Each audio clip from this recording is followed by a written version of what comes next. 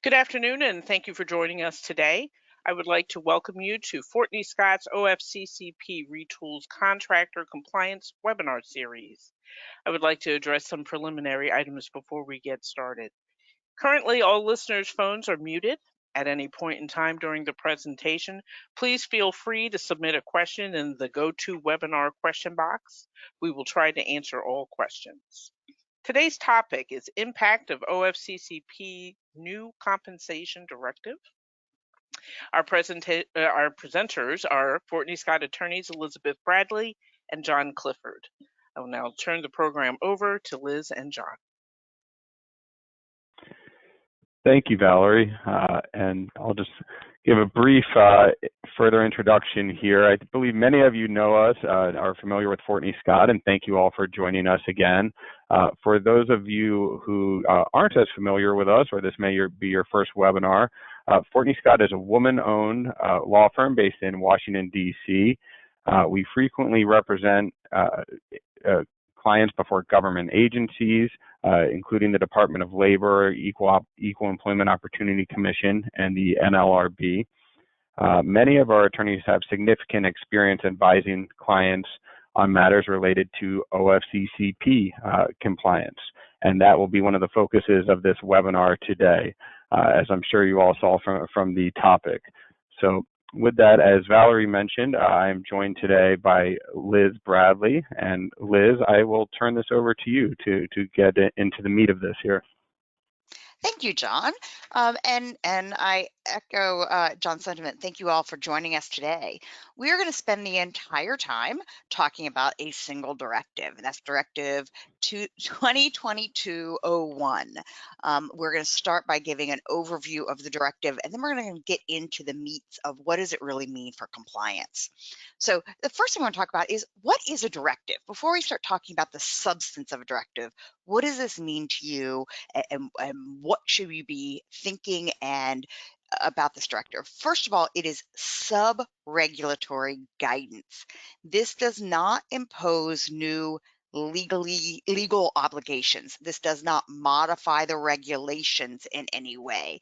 This is simply a statement on how OFCCP views the regulatory obligations and what they are going to be looking for when conducting an audit of your compliance with those regulatory obligations.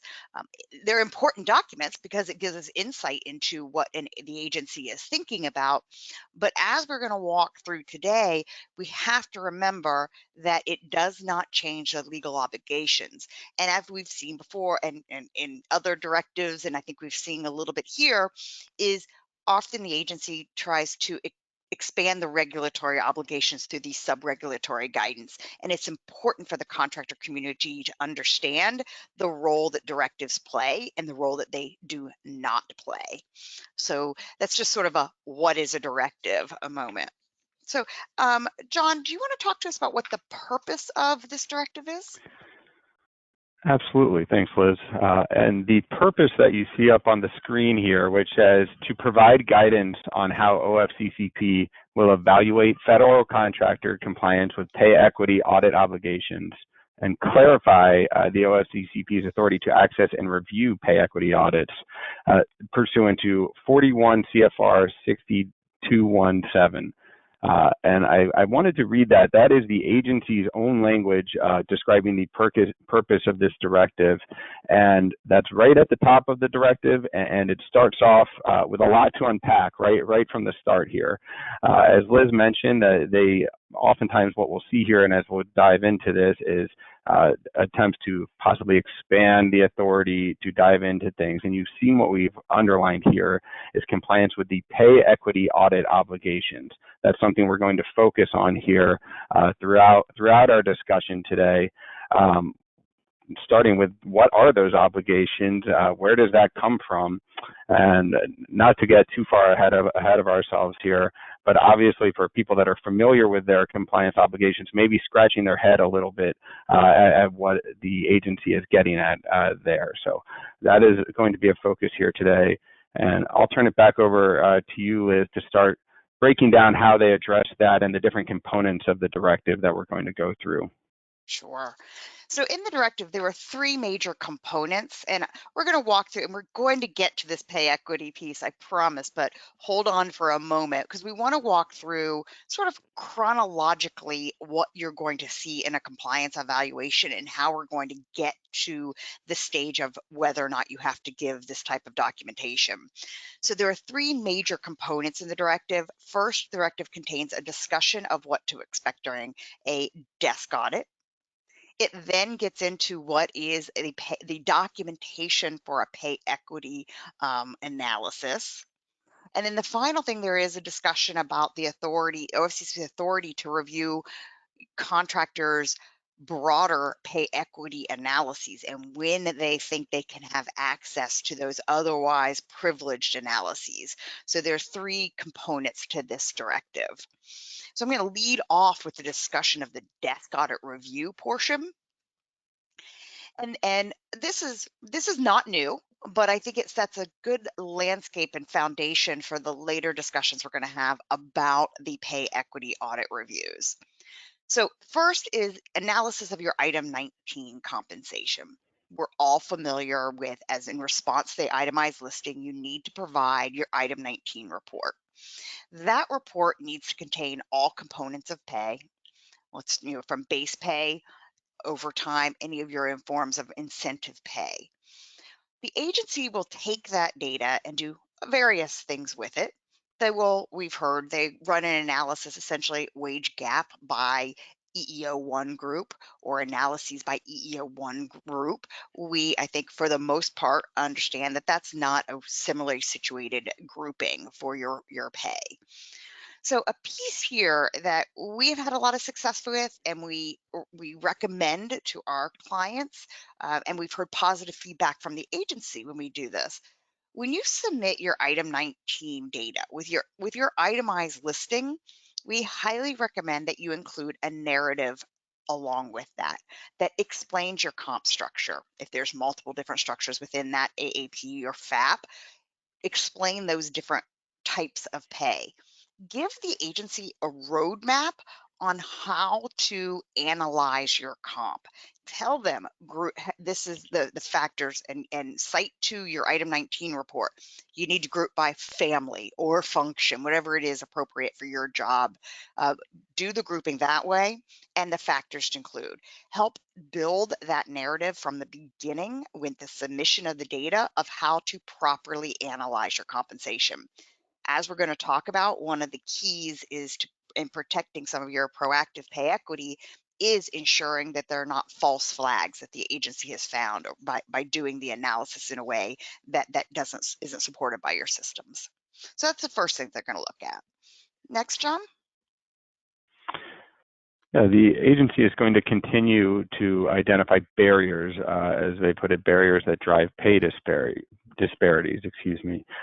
so what they're going to do there is look across the workforce, across a contractor's workforce, whether that's looking across job titles, levels, positions, functions, and they're going to be looking for patterns of segregation, whether it's by race, ethnicity, or gender, which may result in certain employees or certain groups being assigned or placed or hired into different areas that result in them having barriers to pay, that result in pay disparities, whether it's through barriers in promotion, topping out at certain levels within the organization.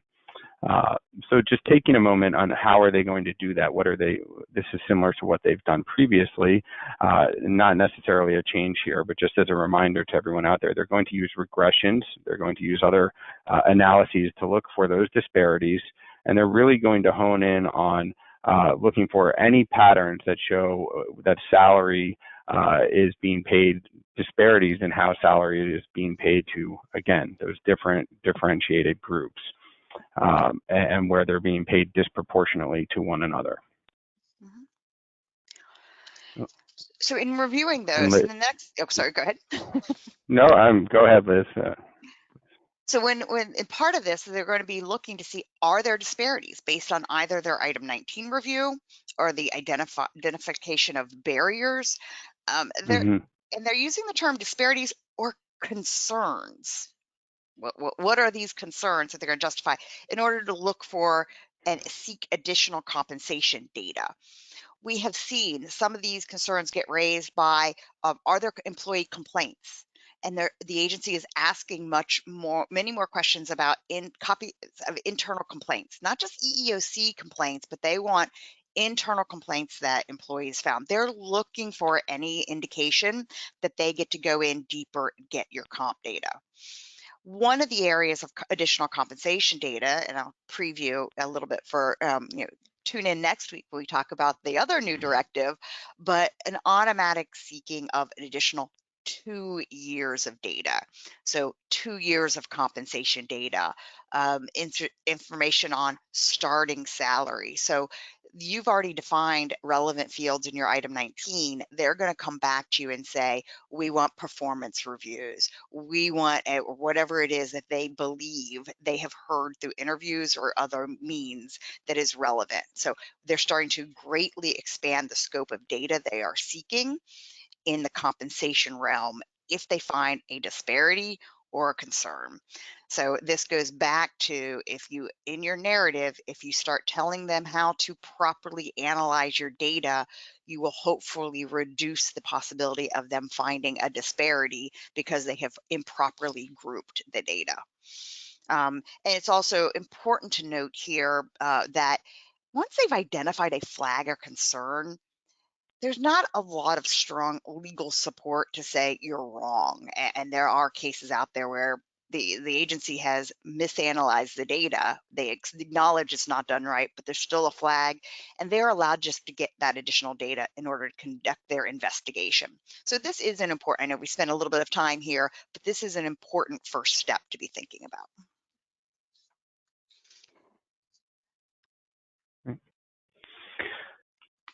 So now we come back around to something that we mentioned, as Liz promised, we would get to the pay equity piece of this. And it comes up again as Liz mentioned, that discussion of the desk audit. If disparities are found, what additional information might be requested? And again, the directive notes that one of those pieces of additional information might be this pay equity audit, quote unquote, to use the directive terminology, that's been conducted pursuant to 2.17, pursuant to the regulations. So we're going to spend some time here. What is a pay equity audit? What do they mean when they use that phrase, pay equity audit, in the directive? And are you legally required to conduct a pay equity audit under the regulations? So if we could go to the next slide here. And just as I mentioned, we're going to start with the applicable regulations here. This is 60-2.17B. And as you can see, and I'll read through this briefly, but as everyone can see here, there is not a mention of a pay equity audit in this regulation. What it does require is contractors to perform in-depth analyses of their total employment processes that includes compensation systems to determine whether and where impediments to equal employment opportunity exist. So at a minimum, as the regulation says, specifically with regard to compensation, you have to determine whether there are gender, race, or ethnicity-based disparities. Now, that's pretty broad. We know what it doesn't say. It doesn't say that a pay equity audit, to use the agency's terminology, is required. But what does it require? And there's a little more to this here that we can dig into, and as we get into this, and I'll turn it back over to Liz to get into some other resources that you can focus on to get a little better idea of what is required by this regulation. So the regulation, as John said, it doesn't mention pay equity audits, and it gives no further guidance about what has to be done to be in compliance with the obligation to do an in-depth analysis of your comp systems. Leaves us without a lot of guidance. So go back to the preamble of the regulations. What the preamble is the introduction, and it's usually longer than the actual regulatory revisions, and it goes through section by section of the regulations, and it explains the reasoning why an obligation is either put in place or when a rule is changed, a regulation is changed the reason why for the change. So it's a great source of getting to behind the scenes and what were the lawmakers thinking when they enacted or revised a regulation. It's my favorite part of a reg to read. I know I probably need a hobby, but that is where you really get to the meat of what they're thinking. And so this is really important. This is where the concept under the Paperwork Reduction Act and what the potential burden hour on the contractor community was in order to do an analysis of their compensation systems. They said that imposes no additional burden, and that the contractors have the ability to choose the type of compensation analysis that will determine whether there is gender, race, or ethnicity-based disparities. This is incredibly important. So the regulations were enacted under the basis that it will be the contractor's choice of how to conduct an analysis. There is zero mention here, and actually this goes completely contrary to the concept that a quote pay equity analysis, yet to be defined, is required to be in compliance. In addition, there's no documentation defined that is going to be necessary to be produced to the agency to be in compliance. So the regulations, as we're going to talk about, we do think that the directive in defining what has to be provided to be in compliance is going beyond the four corners of what the regulation necessarily, what it says on its face, as well as what the preamble demonstrates was the intended purpose and scope of the regulation. And what's interesting is the intent and idea here in the preamble, the agency has continued with that in some of its later rulemaking process. And John, if you want to walk through those with us. Absolutely. And if we go to the next slide, I know the preamble that Liz was just focusing on was back in 2000, but here on this slide we have as recently as 2016, when the agency did revise the sex discrimination guidelines, it wholly reaffirmed those same ideas that were in the preamble. Noting again that contractors remain free to choose the assessment method that best fits their workforces and compensation practices to accomplish the evaluation required by 2.17b. Again, this is important. It leaves it entirely up to the contractor based on there's many different types of contractors. They come in all shapes and sizes. What works best for their workforce, for their organization, to perform that assessment and to self-evaluate those, again, compensation systems, how they work. So that's in 2016, again, being reaffirmed. And even more recently, if we go to the next slide here, the similar language has, again, in 2020, the Technical Assistance Guide for Supply and Service Contractors, and guidance put out in the form of FAQs by the agency, again put out similar language saying that the agency does not dictate a particular method of analysis for meeting this regulatory requirement. Seems pretty clear, pretty straightforward. Again, you will not see in any of these a mention of performing a pay equity audit. So Liz, I want to discuss, and as we go to the next slide here, we have the preamble that you mentioned in 2016, 2020, leaving it up to the contractor. How does that square with what we're now seeing in the directive, what we can expect the agency to require of contractors? Well, the clarity that you just referenced just got muddied, I think, is the best thing to say here. So the directive, while it references our pay equity audit obligations, it does not define what a pay equity audit is. It just takes that, it has sort of used the pay equity audit obligations as a new term without defining it.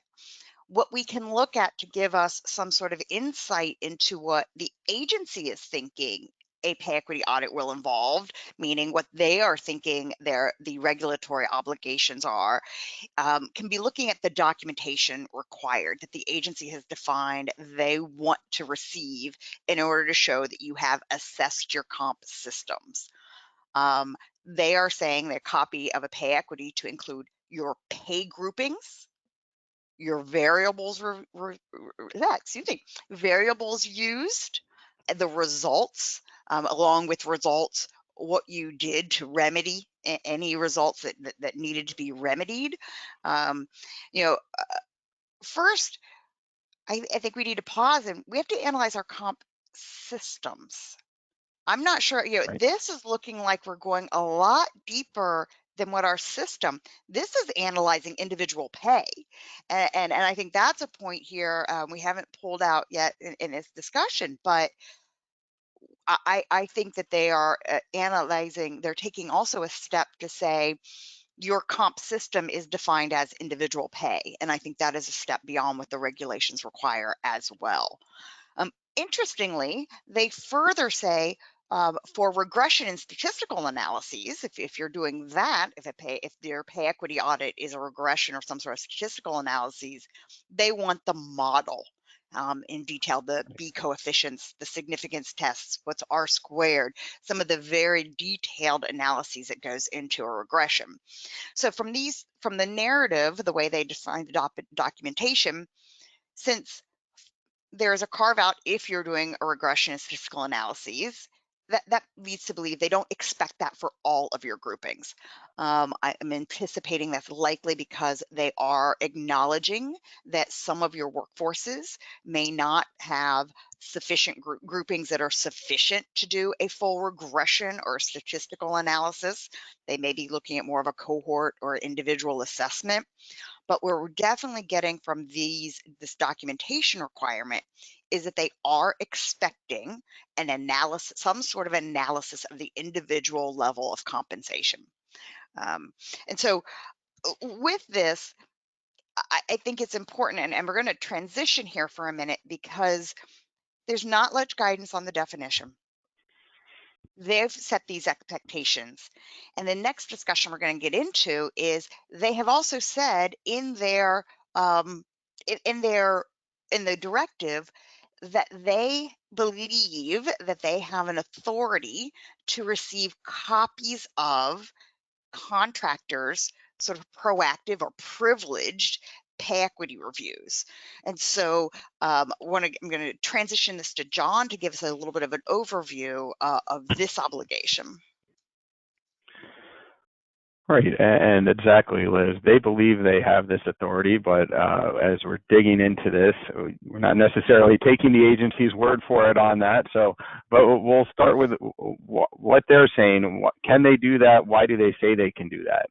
And as you might imagine, the agency is pretty straightforward in their interpretation of this, and it's that they do have the authority to request and have access to this analysis that is required under 2.17. They, in the directive, they note that because the federal contractors have an obligation to maintain and make available the documentation of their compliance with the regulations, including 2.17, that contractors cannot withhold these documents under the umbrella of attorney-client privilege, even if it was conducted with the advice of an attorney. They do note that a contractor may conduct a separate pay equity audit for the purpose of obtaining that legal advice, but it cannot be for the purpose, to the extent it is also for that purpose, again, the agency's opinion, to the extent it's for the purpose of meeting those regulatory obligations, it's something that must be provided. And they do make this note in the directive that I do want to focus on here, of when the contractor has produced to OFCCP an acceptable, again, using the term pay equity audit, sufficient to demonstrate compliance, that they will not require production of separate pay equity audits. So that leaves open a little bit of a question of, well, what happens if they deem your pay equity audit not to be acceptable, and what will they be asking for at that point? Do they believe that that entitles them to start asking for separate pay equity audits until they get what they deem they need, going back to all the list of factors and groupings and all the things Liz just discussed on the prior page? So it's a little open-ended, especially with the lack of a definition or lack of any clarity on what they're really expecting or what they believe the obligation is with regard to this. But obviously, this deals a little more with those cut and dry scenarios under 2.17, where contractors are they're conducting an analysis for their regulatory obligations, and if they have any, as the agency deems it, separate pay equity audits, that those would be out of bounds. But we all live in the real world here, and at times there are overlap between those. So I'll turn it over to Liz, because there's some interesting legal interpretations on what applies when there is overlap between those. Yeah. Actually, I want to go back for 1 second. Sorry. Sure. Just wanted to touch on that. This concerns me a little bit, and I think this is where, and we're going to talk through this more as well. We know OFCCP wants to get their hands on those proactive, and my concern is, and the broader privileged analyses. My concerns are, without any sort of regulatory support and the agency relying on their own directive in sort of a circular manner of defining what is going to be required, I do anticipate we're going to see a lot more discussion in open audits about whether this documentation is sufficient, whatever you choose to provide. So we're going to hit on some best practices as we move forward, but anticipate that the agency's goal is always going to be to get those broader analyses, those privileged analyses. And Liz, I think we've started to see that already in some audits, where the agency may start asking for, please provide all of your analyses, and then maybe only on being challenged a little may back down to what's required under the obligation. So unless they're told no, I think you're absolutely right that that's what they're seeking. They want it all. And actually, to that point, recently had a comp interview, and the witness, they asked what we do for and the question was saying assessment of the comp systems, and the comp expert did testify about what they do per AAP and how that work is done, and it's for the OFCCP compliance. And then the interviewer really pressed, the OFCCP really pressed about, oh, in addition to that, do you do a broader? Well, you know, if you know, you've heard that we do an analysis at the, why do you need to know the broader? And pushed on that, and the witness did, you know, said it was underprivileged. So interesting that they, even though they got the answer with regard to the assessment of the comp systems, they continue to push into wanting to know about the privileged work. So expect that to continue. Right.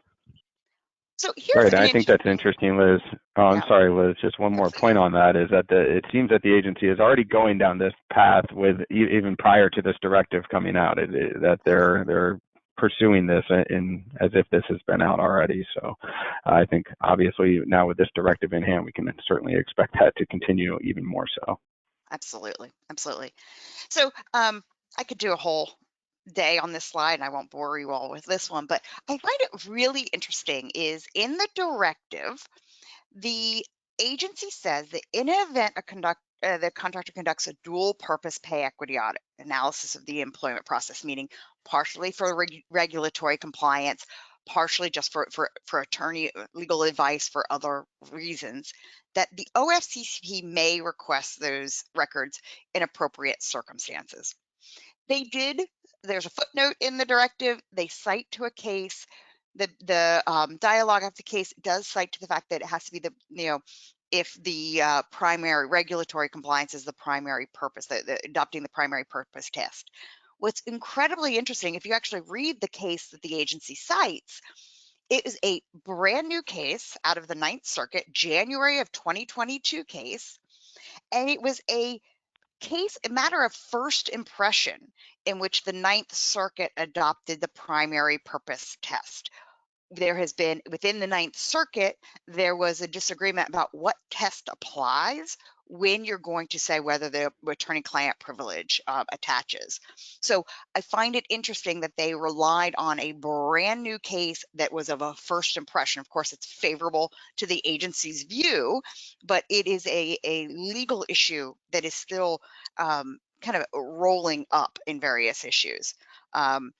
It's also interesting that conflicts with a case from 2014 from the DC Circuit, which Judge Kavanaugh, when he was a circuit court judge, wrote the opinion, and this was the difference between an investigation that was done for regulatory purposes and for getting legal advice. Judge Kavanaugh came out on the issue saying, essentially, if one of the significant purposes, so this is sort of a distinction he made between the primary purpose and a primary purpose, if one of the significant purposes of the action was in order to obtain legal advice, then the privilege will apply. So there's a lot of law around here. It's a fact determination. I think this is what's going to be lost on the agency, specifically lost on compliance officers, and something that's going to have to be debated and briefed with the agency is when you are doing these analyses, whether it's a primary purpose test or the various tests are out there, it's a fact-based analysis. What I see the agency coming in and saying, you did it for both purposes, therefore we get the audit, without actually engaging in the meaningful analysis about what the purpose is.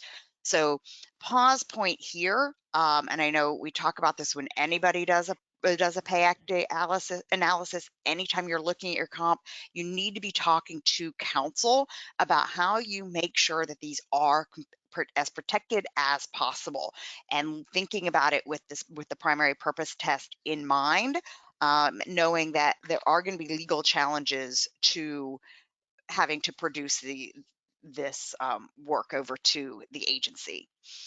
But with that in mind, we want to talk about how to demonstrate compliance, because sure, there are going to be potentially legal challenges. The agency is going to push some contractor. They're not going to, and I think that there are very valid legal challenges to the position the agency is taking. But how do we not get there, right? And I think one of the goals is how do you demonstrate compliance so that your proactive pay equity analysis is not going to be subject to the agency's requests, and you're not having to spend the resources to battle that. So John, do you want to kick us off here? Sure. And thanks, Liz. And I think there's a few potential opportunities to do this outside of going to that full proactive pay equity analysis that Liz was mentioning, especially if you don't want to get into a battle over whether that is privileged or not. And really what we're drawing on here in developing these is complying with the language of the regulations, what the regulations require, and going through some potential options that contractors have to be compliant. One option is going right from the language of the regulation, an assessment of the company's compensation system, taking a look at how the compensation decisions are made from bottom to top, from hired through annual processes. Is there training involved for those decisions? Who makes those decisions? Consistency with those decisions, and really taking a holistic look at that within the establishment and making sure that everything is operating as it's supposed to. And when you take a step back and look at that, are there any issues that need to be corrected? Any inconsistencies that may need to be corrected? What are the basis for some of those decisions? I know these days in the labor market right now, certainly at times compensation decisions at the hiring stage may have gotten a little out of whack, and it's worthwhile to take a look at those and make sure that they're still being made subject to the guardrails that any contractor has in place to ensure that consistency. So that's certainly an option, a step away from the data-driven individual pay analysis that the agency is leaning towards. Yep. Another option that we have here is that statistical analysis of compensation, again, for similarly situated employee groups. This is leaning a little bit more towards that type of pay equity analysis, possibly, that you may do proactively. While typically a proactive pay equity analysis is at times company-wide, obviously this would be limited to the establishment or the functional AAP if you have those in place. Liz, I know we had discussed that there are some difficulties or things to account for when you're looking at running these on an AAP or FAAP basis. Absolutely. So there's some great efficiencies you can do here. First of all, if you do a broader pay equity analysis under privilege, There's a lot Hmm. that you learn about your comp system. You learn a lot about how to properly group, what the factors that influence the pay in your various groups. You can then, that whole work is done under privilege, but the lessons that you learn from it can then be taken and applied to the smaller AAP or FAP. So the proper way to group, the factors that influence. So all the work that's been done under privilege and things that you've learned about your comp system and positive changes that you've made as a result of the broader privilege, you then take what you learn and you apply that to the smaller groupings. So some of those are going to be large enough to do regressions or other statistical analysis, depending on your workforce and the size of your AAP or your FAP. Some of them may not be, and some of them you'll have to go in and do a cohort or an individualized assessment. But there's ways to, use that, and you could limit this to you're pulling comp data anyways for preparing your AAPs for your workforce analysis. So you're going to be getting that base pay data.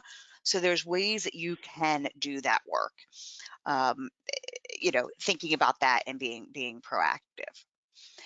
Another one that we've talked about is a step less than that is doing a wage gap. And you could do that either your whole workforce, whole AAP or whole FAP. And you could do that two ways. One, unadjusted. Then you can also do an adjusted wage gap that controls for something as simple as job title, which may drive down, and you can show that type of work product to the agency. That can be one of the ways that you can be looking at this data that you're already pulling for doing your AAP development without incredibly increasing the burden. Some of you have one or two AAPs or FAPs. That's one thing. Some of you have, hundreds. That's going to be a broader burden on what you need to do. So looking at that. And Liz, given some of the slides that you discussed earlier and what the agency may request when you provide them with this analysis, now if you're getting into the wage gap study or the statistical analyses that you walk through, you should be prepared. If that's what you're providing them to fulfill your obligations, you should be prepared to get into how the groupings, or if you're doing an adjusted wage gap, what factors you took into consideration, it sounds like. Is that correct? Absolutely. Absolutely. And one of the things to be thinking about here is the agency is taking the position that the privilege is not attached to the analyses that you do for compliance with regulations. Okay. But the legal advice and counsel that you get with regard to how to comply with the regs and what assessments you want to do is privileged. So be looking at your workforce, do some test runs, look to see what kind of analyses are going to provide meaningful results within the scope and of your workforce and what the distribution is, whether it's by EEO1, by its job group, etc. Looking at that, do that work under privilege. That absolutely, because that is with being done for legal advice and counsel on how to comply with the regs. You then develop that plan of what is going to be the results of what is going to be the work product you'll provide to the agency. You then run that for each one of your AAPs. I think it's important. These aren't either ors, right? So I do think that the regs require an assessment of your comp system. I absolutely think as a baseline, you should be analyzing your processes, simply doing an assessment of how are your policies followed. So for example, if you have mins and max and the rule is nobody gets hired below the min, nobody gets elevated above the max, run analysis. Do you have people on the outliers? The agency is going to look at that. When you give them the ranges, one of the first things they're looking at is, are there people on other sides? So that's kind of the other you decide bucket. You should be talking to counsel about what your comp system is and what are some assessments that you can do to look for flags or challenges within your comp system.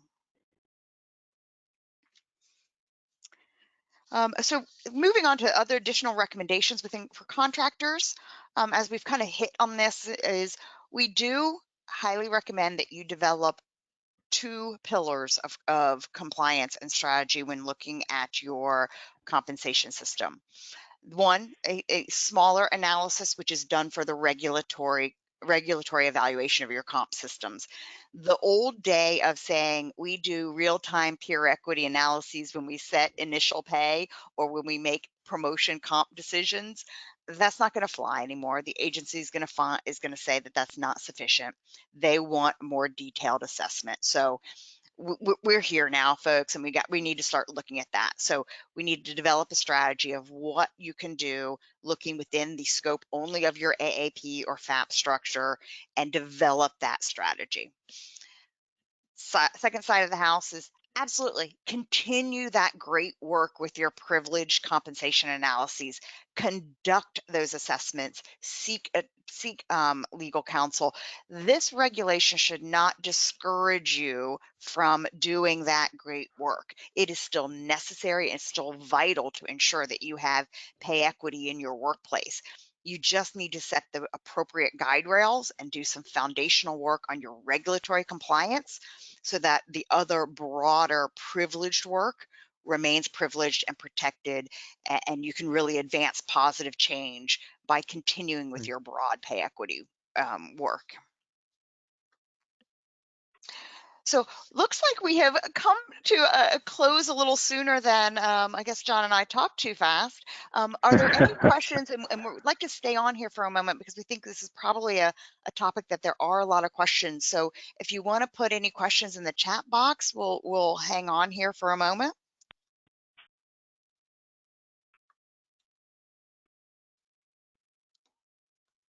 Not seeing any pop in just yet. I know some questions that some of my clients have had with regard to this is, does this automatically mean that their previous proactive pay equity audits are coming into scope for audits that are currently open when this directive has come into play? John, what are you seeing with this, with that topic? Right. So something we've had going on with that, as I mentioned, we've started to receive requests for some pay equity audits. But today, so far, when we've pushed back on that a little bit, and you know, there were days in the past where you could say it's privileged is the response to that, and maybe it gets dropped. And what we're seeing now is a more targeted question by the agency, focusing on provide any analyses you did with 2.17 for your obligations under 2.17. Again, this is pre-directive, the language that we're looking at here, but we're not honing in on give us all pay equity analyses or that they had to be pay equity audits at that stage. So I think that any analyses that met with the regulatory language have been sufficient. I haven't seen that changing yet. We haven't seen that yet.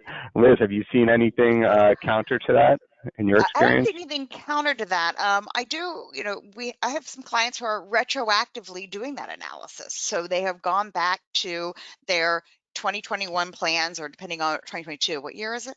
The 2022 plans have just been completed, and they are going back to that data and bolting on a comp assessment. So any of you who have calendar year plans, you have time to do this. Of course, if the agency asks when was the analysis conducted, you could be transparent, be honest with them that, you know, it was done once this guidance came out about what the agency was expecting out of it. So it's not too late. And I do highly recommend that if you are currently under audit, if you come up on the what we think is going to be an upcoming CSAL list, take a look at that. Go back to your 2022 AAP data and develop a regulatory evaluation compliance strategy. Do that work now, even though your plans are likely done or close to be done for 2022. It's not too late, and I do recommend that you take those steps now to stop. I wouldn't do it once, you know, the last you have gotten it after the scheduling letter, and that's where they always start to get a little questionable with you. So anything else on that?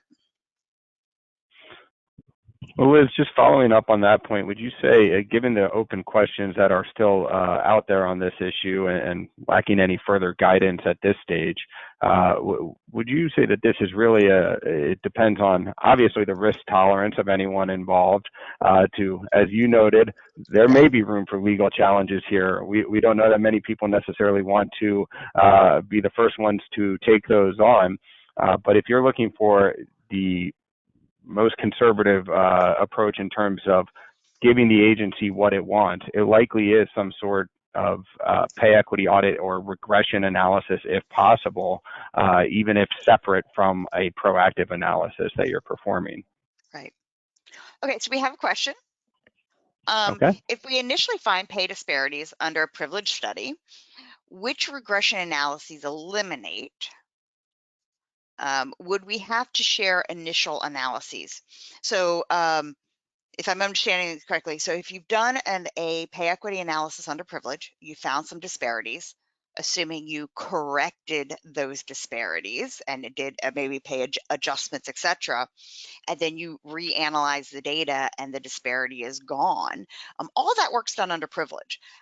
So I would say, I would recommend that those types of proactive analyses on your data, on your compensation be done prior to the development of your AAPs. Do your pay equity, proactive pay equity analyses and audits the privileged prior to doing your AAPs. That way, when you do your AAP development, those disparities have been corrected. Now, your AAP is going to be a smaller grouping. It's going to be a different grouping than your broader plan. That's okay, because you'll do an analysis of the compensation. It may flag, right? You are required to do an individualized assessment. So a flag is just a flag. It means there is something to look at. That does not mean discrimination. And you can contemporaneous with that part of your assessment, you can say, we've conducted a proactive assessment. There was one flag. Upon individual assessment, we confirm that this individual is paid properly compared to comparator peers outside of the AAP, and maybe document why and talk to your counsel about exactly what you put into that. But I would do all the proactive things and then reanalyze with the AAP population. Okay. Any other questions?